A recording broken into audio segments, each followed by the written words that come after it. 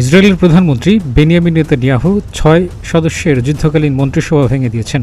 মাত্র এক সপ্তাহ আগেই মধ্যপন্থী বিরোধী নেতা বেনি গ্যান্টস এবং তার মিত্র আইজেনকোট পদত্যাগ করলে মন্ত্রিসভা ভেঙে দেওয়ার উপক্রম হয়। নেতানিয়াহু এখন গাজার যুদ্ধ নিয়ে মন্ত্রীদের ছোট গ্রুপের সঙ্গে আলোচনা করবেন বলে ধারণা করা হচ্ছে, যে গ্রুপে আছেন প্রতিরক্ষা মন্ত্রী ইয়াব গ্যালান্ত এবং কৌশল সংক্রান্ত মন্ত্রী রন ডারমার।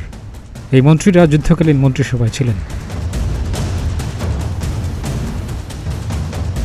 বেনি গ্যান্টসের পদত্যাগের পর নতুন একটি যুদ্ধকালীন মন্ত্রিসভা গঠনের জন্য নেতানিয়াহুকে চাপ দিয়ে আসছিল তার জোটের কট্টর ডানপন্থী মন্ত্রীরা, কিন্তু এতে যুক্তরাষ্ট্র এবং অন্যান্য আন্তর্জাতিক মিত্রদের সঙ্গে যুক্তরাষ্ট্রের সম্পর্কে টানাপোড়েন দেখা দিতে পারত। গাজা যুদ্ধ পরবর্তী পরিকল্পনার অভাব এবং যুদ্ধে নেতানিয়াহুর নেতৃত্বে ব্যর্থতার অভিযোগে গান্টস ও আইজেনকোট পদত্যাগ করেছিলেন। গত বছর অক্টোবরে ফিলিস্তিনের গাজায় যুদ্ধের শুরুতে নেতানিয়াহুর জাতীয় ঐক্যের সরকারে গান্টস এবং তার মিত্র আইজেনকোট যোগ দেওয়ার পর তাদের অনুরোধেই গঠন করা হয়েছিল যুদ্ধকালীন মন্ত্রিসভা। সেই তারাই এই মন্ত্রিসভা থেকে সরে যাওয়ায় এখন আর এর প্রয়োজন নেই বলে মন্ত্রীদেরকে ১৬ জুন জানিয়েছেন নেতানিয়াহু। তবে মন্ত্রিসভা ভেঙে গেলেও নিয়ম শৃঙ্খলায় কোনো প্রভাব পড়বে না বলে জানিয়েছেন ইসরায়েলের প্রতিরক্ষা বাহিনী IDF এর মুখপাত্র।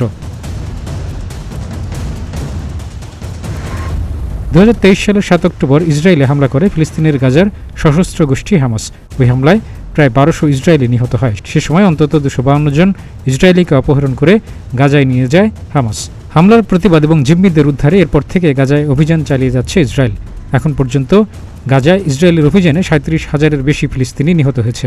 সম্প্রতি জাতিসংঘের নিরাপত্তা পরিষদে ইসরায়েল এবং ফিলিস্তিনের মধ্যে যুদ্ধবিরতির জন্য একটি প্রস্তাব গৃহীত হয়, যদিও ইসরায়েলের প্রধানমন্ত্রী নেতানিয়াহু জানিয়েছেন হামাস শেষ করাই এখন তার প্রধান লক্ষ্য। ডেস্ক রিপোর্ট, প্রতিদিনের বাংলাদেশ।